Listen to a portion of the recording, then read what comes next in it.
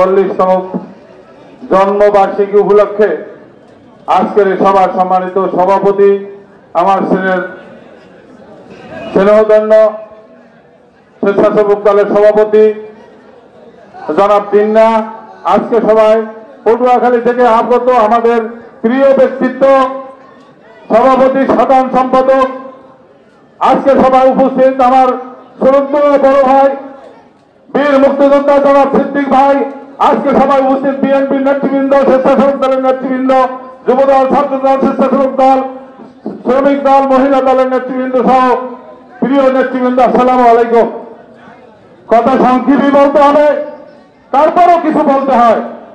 দীর্ঘ 17টি বছর বাংলাদেশকে একটা কারাগারে রূপান্তরিত করেছিল এই স্বৈরাচারী হাসিনা, এই স্বৈরাচারী আওয়ামী লীগ। আজকে সেই আওয়ামী লীগের কাছে আমার কথা, আপনারাও 17 বছর মানুষকে ঘরে আটকিয়ে রেখেছেন। আজকে থেকে আপনারাও ওই ঘরের মধ্যে বন্ধ থাকবেন, বের হবেন না। বের হলে যদি কেউ আপনাদেরকে মারে, আমরা কিন্তু এই দায়িত্ব নেব না। বহু জ্বালাইছেন, মানুষ কথা বললে মারছেন, নাহলে জেলখানায় দিয়েছেন।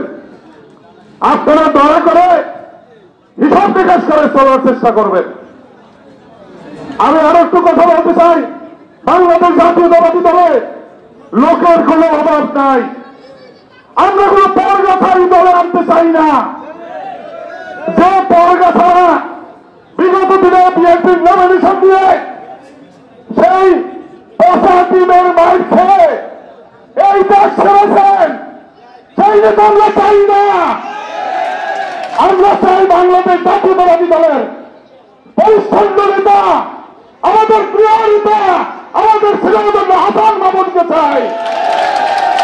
আমরা নতুন কোন লোক চাই না। প্রিয় ভাইরা, আমরা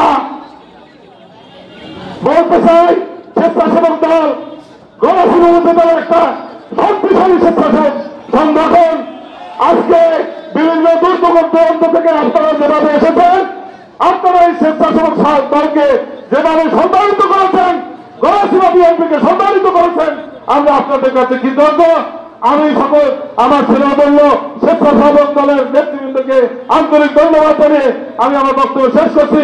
বাংলাদেশ জিন্দাবাদ, বাংলাদেশ জাতীয়তাবাদী দল জিন্দাবাদ, হাসান মাহমুদ জিন্দাবাদ, তারেক রহমান জিন্দাবাদ। আসসালামু আলাইকুম।